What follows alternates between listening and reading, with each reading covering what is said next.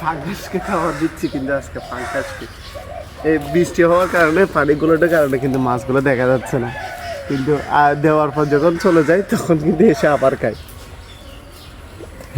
এখানে প্রায় 3 মণ আছে ফাঙ্গাস, ছোট বাচ্চা 3-4 মণ ছিল মনে হয় না।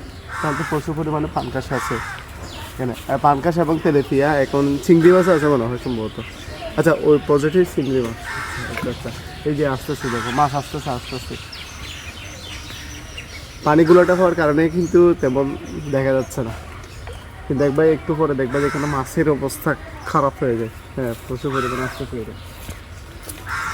যাই হোক, এটা দাও দিয়ে দাও এগুলা, ওইদিকে কিছু দাও, ওইদিকে কিছু দাও।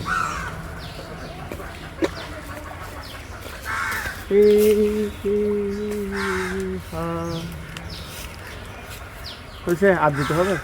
দাও। এই যে খাচ্ছে, দেখো দেখো আসতেছি।